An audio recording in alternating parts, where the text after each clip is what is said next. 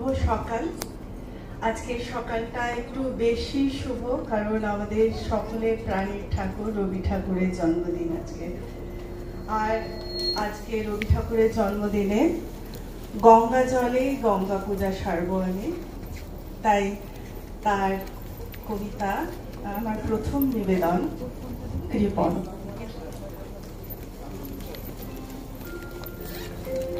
আমি ভিক্ষা করে ফিরতেছিলেন গ্রামের পথে পথে, তুমি তখন চলেছিলে তোমার স্বর্ণরথে। অপূর্ব এক স্বপ্ন সম লাগতেছিল চোখে মম। কি বিচিত্র শোভা তোমার, কি বিচিত্র সাজ। আমি মনে ভাবতেছিলেন এ কোন মহারাজ। আজ শুভক্ষণে রাত পোহালো, ভেবেছিলেন তবে আজ আমারে দ্বারে দ্বারে ফিরতে নাহি হবে। বাহির হতে নাহি হতে কাহার দেখা পেলেন পথে। চলিতে রথ ধন ধান্য ছড়াবে দুই ধারে। মুঠা মুঠা কুড়িয়ে নেব, নেব ভারে ভারে। দেখি সহসা রথ থেমে গেল আমার কাছে এসে। আমার মুখ পানে চেয়ে নামলে তুমি হেসে। দেখে মুখের প্রসন্নতা জুড়িয়ে গেল সকল ব্যথা।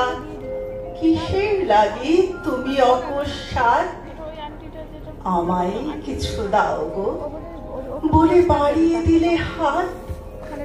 মরে কি কথা রাজাধিরাজ, আমায় দাও গো কিছু। শুনে ক্ষণকালের তরে রইনু মাথা নিচু। তোমার কি বা অভাব আছে ভিখারি ভিক্ষুকের কাছে?